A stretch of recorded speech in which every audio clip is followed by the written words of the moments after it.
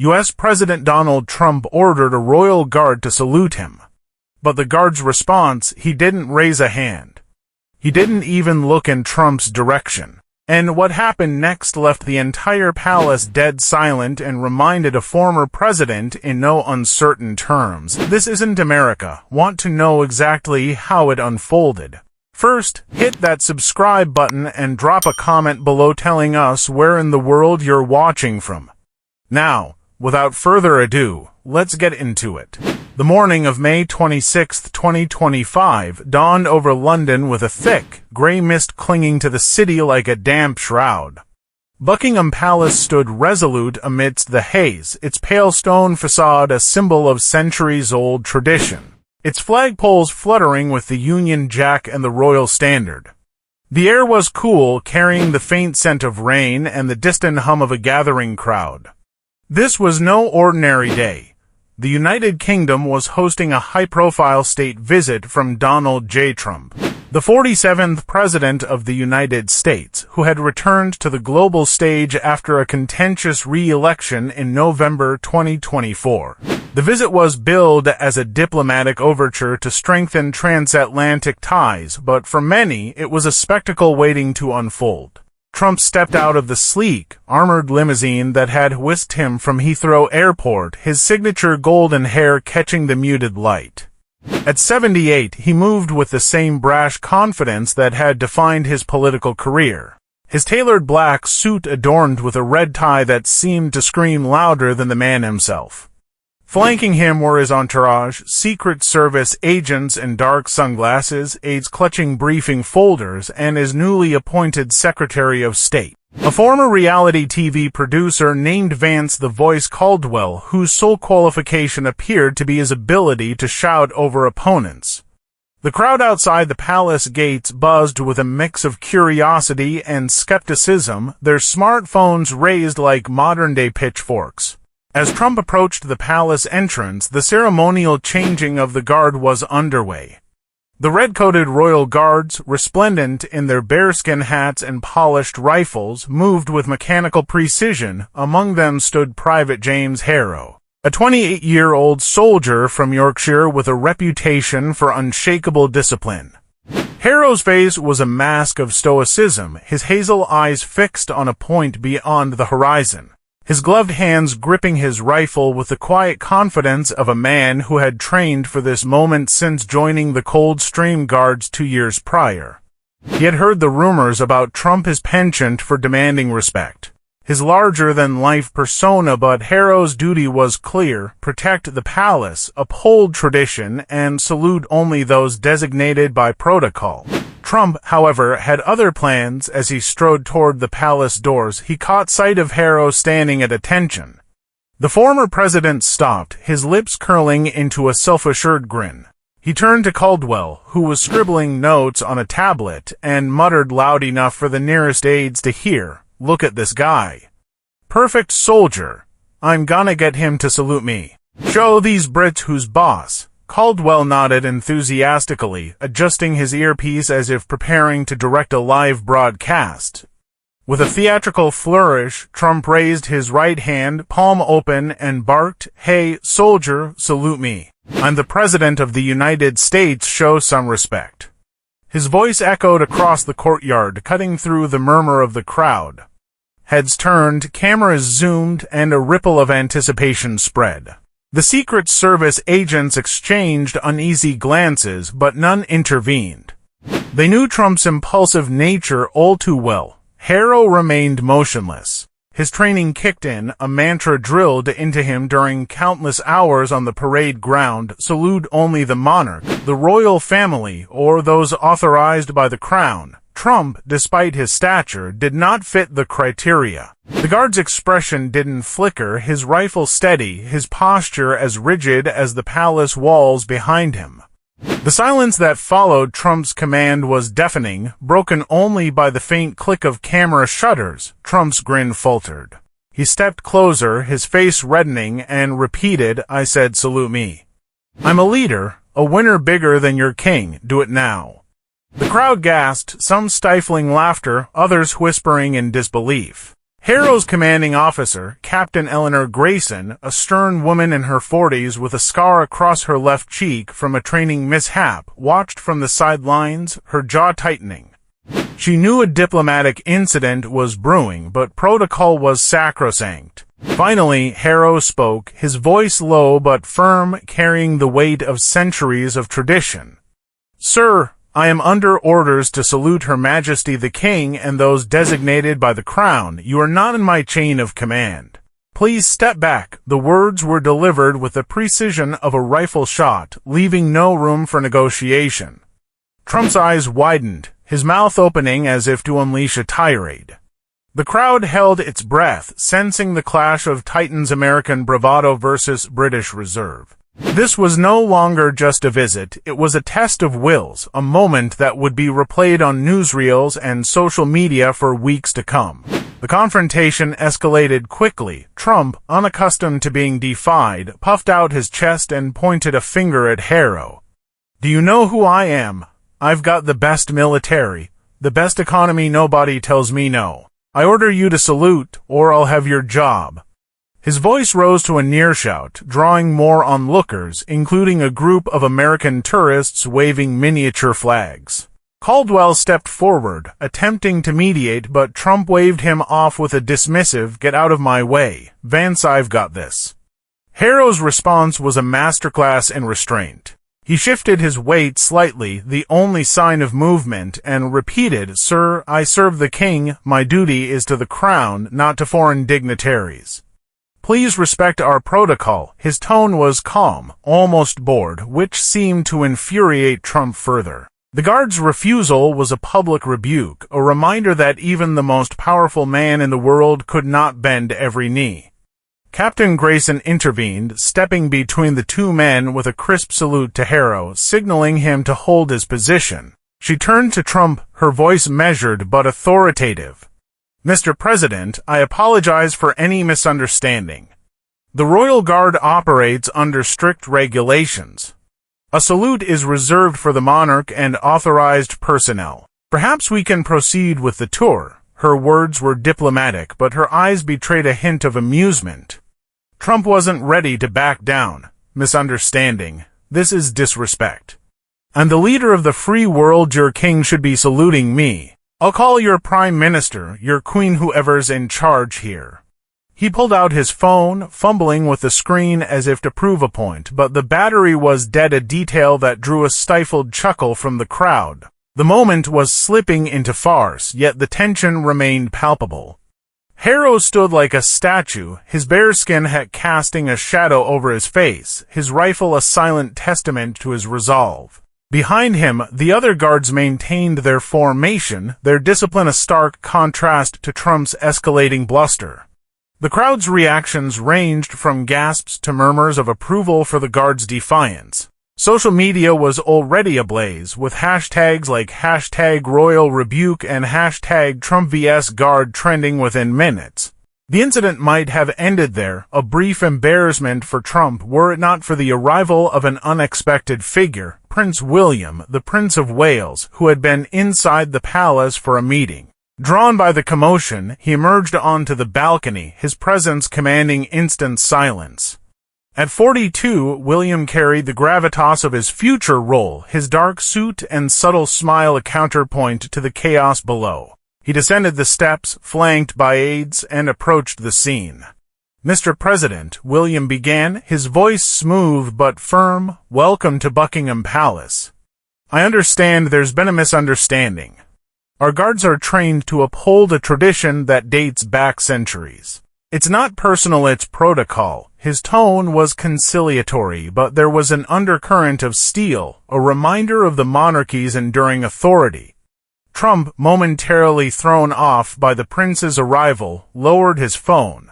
"Prince William, great guy, tremendous. But this soldier, he's gotta learn who I am. I demand respect." William's smile didn't waver.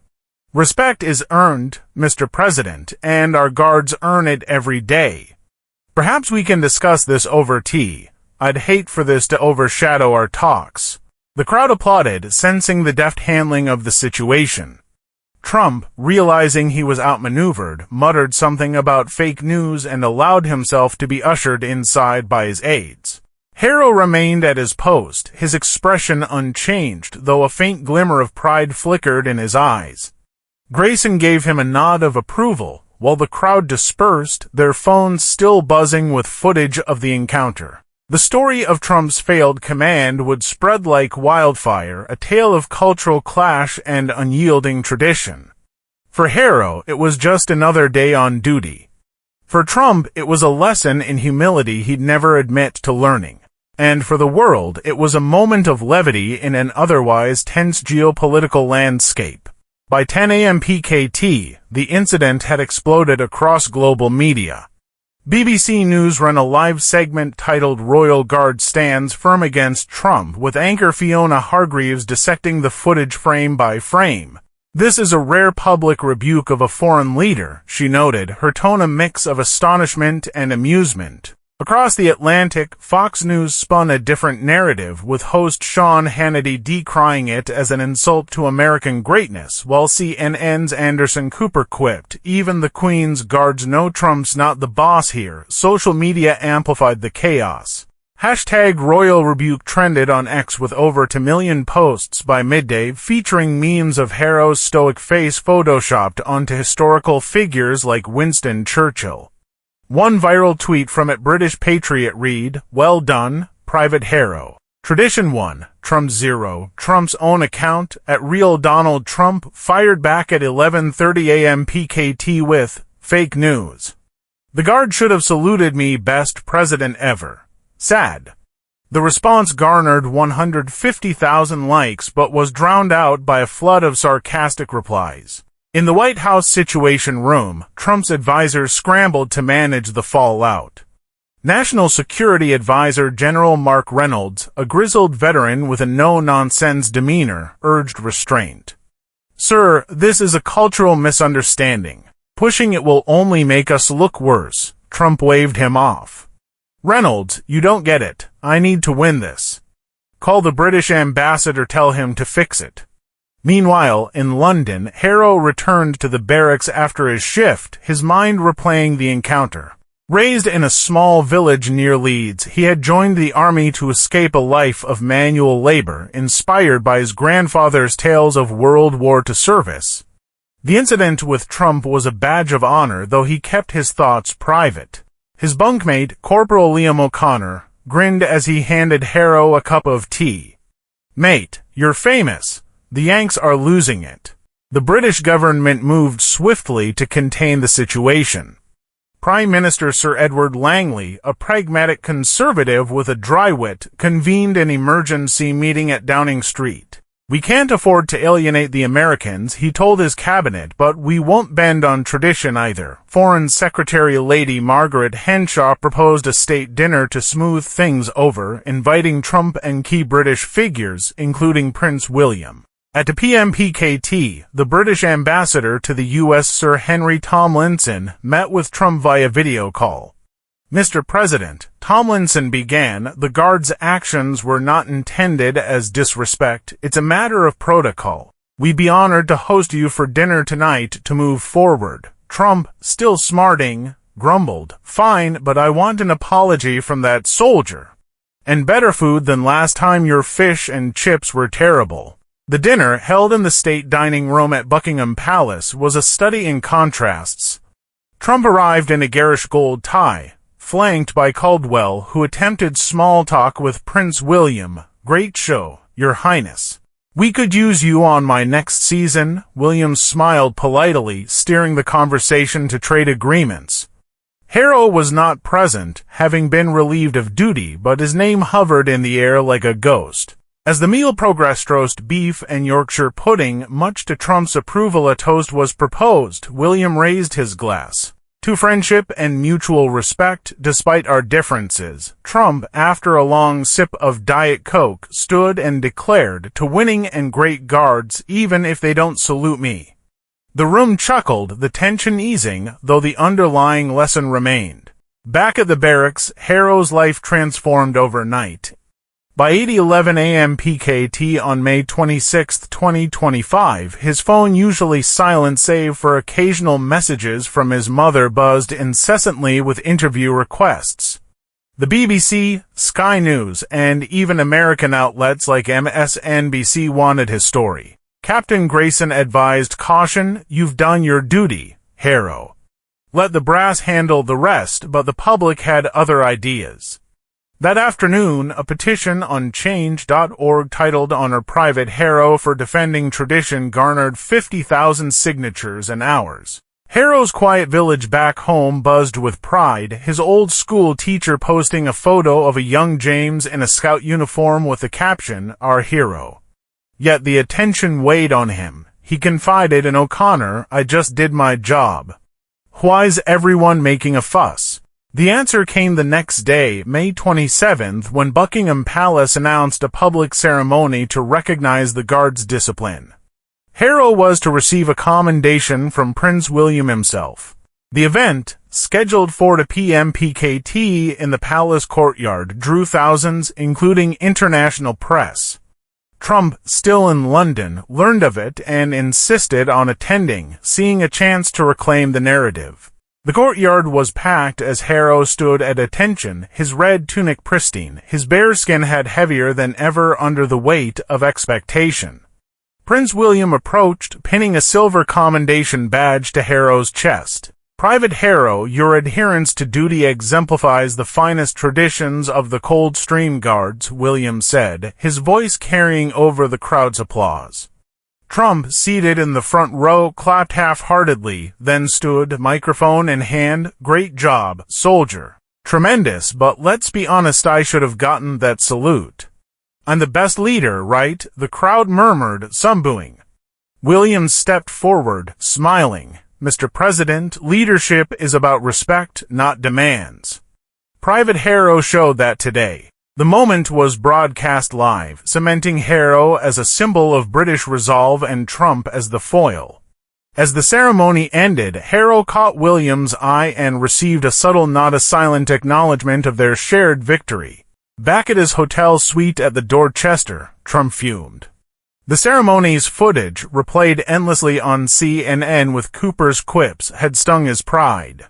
At 9 p.m. PKT on May 27th, he took to X with a 12-post thread.